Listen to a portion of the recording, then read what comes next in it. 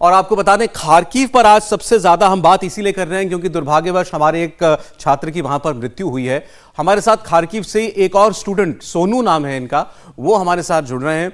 सोनू, आप बताइए, आप कहां पर हैं? आप सुरक्षित हैं? ठीक है? हेलो, मेरा नाम दीप करावार है। अच्छा, माफी चाहता हूं दीप, बोलिए। मैं उनका दोस्त हूँ। अच्छा। मेरा ही वीडियो मैंने आपको भेजा था और मैं आपको अभी खारगिल से बात कर रहा हूँ। हम लोग अभी अभी फिलहाल किचन में बैठे हुए हैं क्योंकि नीचे बेसमेंट में टावर नहीं आ रहा और सिग्नल भी बार बार कट रहा है, इसी वजह से डिस्कनेक्ट हो रहा था फोन पहले भी। और इधर सिचुएशन काफी क्रिटिकल है। सुबह भी हमने अराउंड लाइक 3 और 4 ब्लास्ट सुने थे, उसी की वजह से हमारा इवैक्यूएशन भी कैंसिल हुआ। उस इवैक्यूएशन उसमें भी ये सीन था कि मतलब बस आने वाली थी, बस का सब कुछ डिसीजन फाइनल हो चुका था, लेकिन ये बॉम्ब ब्लास्ट होने की वजह से, और ये भी हुआ है सेंटर के पास, मिनिस्ट्री बिल्डिंग के पास, जहां पे बिल्डिंग को हिट नहीं हुई बट रोड को हिट हुई है। उसकी वजह से रोड जाम हो चुका था, जिसकी वजह से हमारा इवैक्यूएशन आज पॉसिबल नहीं हुआ। हम सब यहाँ पे बहुत क्रिटिकल सिचुएशन में है।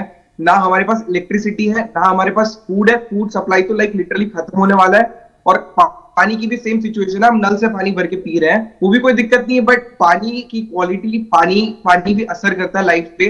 और हमारे पास डे टू डे नीड की चीजें भी नहीं है, जैसे कि फोन चार्ज नहीं है हमारा। आज भी जैसे फोन चार्ज हुआ है, वो भी हम दूसरी जगह पे जाके करवा के आए हैं। और हम अगर ग्रोसरी के लिए कुछ लेने को निकले तो दिक्कत रहती है, क्योंकि मिलिट्री पेट्रोलिंग चल रही होती है। साथ साथ ये भी होता है कि बॉम्ब ब्लास्ट का भी रिस्क रहता है, क्योंकि हम लोग पिछली बार जब लेने गए थे तब बॉम्ब ब्लास्ट बहुत पास में हुआ था और वाइब्रेशन, मतलब पूरी बॉडी में कंपन उठ गई थी कि पता ही नहीं चला कि क्या ही हो गया। तो इन सब चीजों की वजह से ना हम बाहर निकल सकते हैं, और बाहर निकले तो हमारी जान को भी खतरा है, और ना हमारे माँ बाप से हमारा कांटेक्ट हो पा रहा है क्योंकि फोन में चार्जिंग नहीं है। अच्छा, ठीक है। अरे ये बताइए, भी आप कह रहे थे कि बस आने वाली थी आपको लेने के लिए, तो ये सब किसके साथ कोऑर्डिनेट करते हैं आप लोग? हमारे यहाँ पे एक एजेंट है जिनका नाम है नवीन भाई।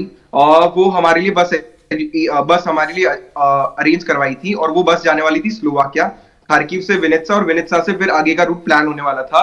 तो वो चीजें भी नहीं हो पाई। उसी का रीजन यही था कि सुबह बॉम्ब ब्लास्ट हुआ, जिसकी वजह से सिचुएशन क्रिटिकल हो गई और उसकी वजह से हम नहीं जा पाए। और अभी भी हमारा कोई, मतलब अभी भी कुछ श्योरिटी नहीं है कि हम कब तक यहाँ पे सेफ है, क्योंकि क्लोज ही रेंज में मिलिट्री पेट्रोलिंग कर रही है और बॉम्ब ब्लास्ट के पास कंटिन्यूस चालू है। तो जैसे देखिए, अभी आप हम लोगों से बात कर पा रहे हैं, ऐसे क्या एम्बेसी के साथ कांटेक्ट कर पाना आपके लिए पॉसिबल नहीं है? हमारा कंटिन्यूअसली एम्बेसी से कांटेक्ट कर पाना जारी है, बट सिचुएशन ये है कि वो ना इधर बस भेज सकते हैं और ना इधर कुछ कर सकते, क्योंकि आप समझ सकते हैं कि मिलिट्री हर जगह पे है और वो ये नहीं देखेगी कि बस कहां से आ रही है, क्या है। अगर उनको थ्रेट लगा तो वो डायरेक्ट शूट एट साइट करेंगे। तो हमें वो भी रिस्क है, और एम्बेसी भी वही सोच के अभी बस भी नहीं भेज रही शायद, क्योंकि बस लाना ही पॉसिबल नहीं है। एक्चुअली हमारी जितनी भी बस थी वो आज आने ही वाली थी, लेकिन वो खार्कोव रीजन के बाहर रुकी हुई है क्योंकि बॉम्ब ब्लास्ट की वजह से, और शायद अब वो पॉसिबल भी नहीं हो सकता इवैक्यूएशन, क्योंकि अब ये हो चुका है। और अभी गवर्नमेंट से भी, एम्बेसी से नई रिपोर्ट आई है कि तुम जहां पे हो वहीं रहो, बाहर निकलना पॉसिबल नहीं। और एम्बेसी चाहे भी तो अभी आपको वहां से इवैक्यूएट नहीं करा सकती। हाँ, क्योंकि सिचुएशन बहुत क्रिटिकल है और हम सब यहाँ पे इतने टेंस हैं। एम्बेसी कर ये सकती है कि दोनों गवर्नमेंट से बात करे और हो सके उतने स्टूडेंट्स को इवैक्यूएट कराए क्लोज रेंज ऑफ टाइम में, कि दोनों गवर्नमेंट अगर एग्री करे, खाली स्टूडेंट्स तो जितने भी सिटीजन है वो इवैक्यूएट हो जाए, तो उन सबकी लाइफ भी सेफ रहेगी। और at the end life safe होने का मतलब ऑफकोर्स पेरेंट्स को भी उतना काम रहेंगे, पेरेंट्स भी कि बच्चे निकल चुके हैं। और हम हमारे पेरेंट्स से भी बात नहीं कर पाए। एक्चुअली मेरा फोन ही 2 दिन से स्विच ऑफ है, तभी मैं सोनू भाई के फोन से बात कर रहा हूँ, क्योंकि इलेक्ट्रिसिटी की कोई व्यवस्था ही नहीं है इधर। चलें, आपके पेरेंट्स तो मैं उम्मीद करता हूं आपको देख पा रहे होंगे और देख रहे होंगे कि फिलहाल आप सुरक्षित हैं। आप ये कह रहे हैं कि बाहर बहुत खतरा है, बाहर निकला नहीं जा सकता है। ये बताइए, जैसे अभी आप एक बता रहे थे कि बस अगर आ जाती तो हम निकल जाते, तो आप कैसे निकलते, कौन सा बॉर्डर क्रॉस करते, कितना डिस्टेंस चलना पड़ता आपको? प्लानिंग तो हमारा स्लोवाकिया बॉर्डर क्रॉस करने का था, और आई गेस वहां पे भी लाइन बहुत है, अराउंड 19 to 20 किलोमीटर पहले ही शायद हमको उतारा जाएगा, और वहां से फिर हमको बाई वॉक क्रॉस करना पड़ेगा बॉर्डर।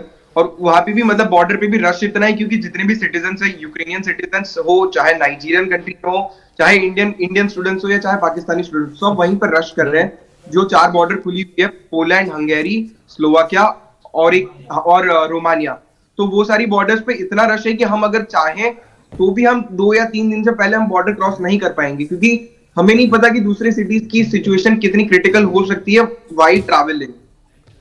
यूक्रेन के लोग भी बाहर छोड़ के भाग रहे हैं क्या?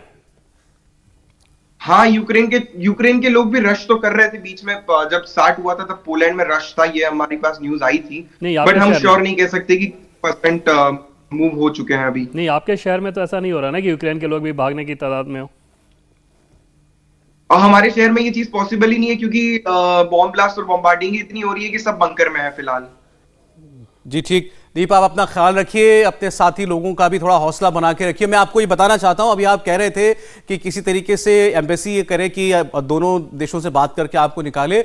इसमें इंडियन गवर्नमेंट पूरी तरह जुटी हुई है और बात हो चुकी है दोनों देशों से। इंतजार किया जा रहा है कि कब वो सेफ पैसेज जो है आप लोगों के लिए क्रिएट किया जाए, ताकि खार्किव में जितने आप लोग फंसे हुए स्टूडेंट्स, आप लोगों को निकाला जाए और ये निर्णय जल्द हो सकता है। और जब हम लोग बात कर रहे हैं दीप, तब भी प्रधानमंत्री नरेंद्र मोदी की एक हाई लेवल बैठक हो रही है इसी संबंध में कि कैसे आप लोगों को बाहर निकाला जाए। दोनों देशों के राजदूतों से दिल्ली में जो बातचीत हुई है, उस बातचीत के बाद जो एश्योरेंस मिला है, उसके आगे का प्लान अभी तैयार किया जा रहा है। तो कम से कम आप लोग ये भरोसा रख सकते हैं कि सरकार पूरी कोशिश कर रही है कि जितना कम से कम मुश्किल हालात का सामना करना पड़े अपने लोगों को निकालने में, वो किया जाए। तो अपना ध्यान रखिए दीप, और हम लोगों से आप संपर्क कर सकते हैं इस जरिए से। हम भी लगातार आप लोगों के टच में रहेंगे। शुक्रिया, be safe. Okay sir, thank you. ये दीप थे, स्टूडेंट खार्किव से हमसे बात कर रहे थे।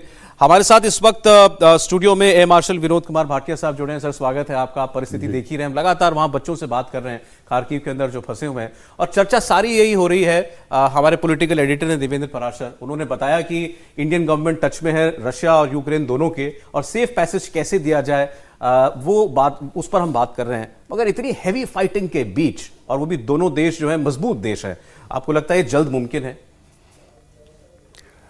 देखिए, ये जो आप इसकी बात कर रहे हैं कि इनको कैसे निकाला जाए, इवैक्यूएट कैसे करें, तो इनको इवैक्यूएशन करने के लिए सबसे पहले तो मुझे ये पूरा विश्वास था और अब भी है कि इनकी जो पूरी लिस्ट बनाई होगी हमारी जो एम्बेसी वालों ने, तो जो जितने जो छात्र वहाँ पर पढ़ रहे हैं या और भी भारतीय हैं, उनकी पूरी लिस्ट और उनके कहाँ पर वो रह रहे हैं, उनकी लिस्ट उनके पास होनी चाहिए थी।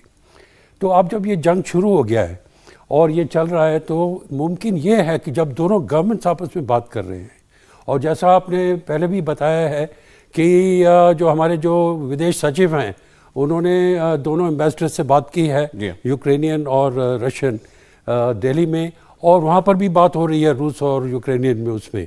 तो ऐसा एक माहौल बनाया जा सकता है जिसमें कि एक सेफ कॉरिडोर बनाया जा सके, और उस कॉरिडोर में उनको थोड़े दिन के लिए युद्ध विराम जिसको कहते हैं, cease fire for a little while, तो कि ये जो कॉन्वॉय हैं इनको बाहर निकाला जा सकता है।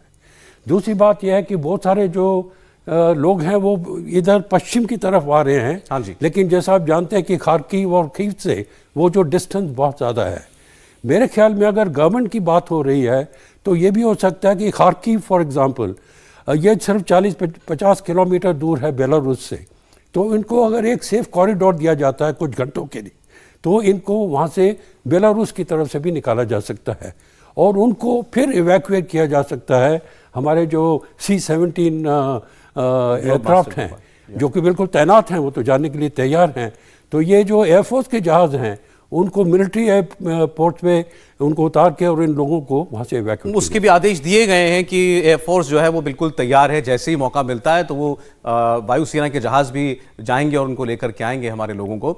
इंडिया टीवी हर वक्त हर जगह डाउनलोड करने के लिए सर्च करें India TV news Google play store या ऐप स्टोर पर।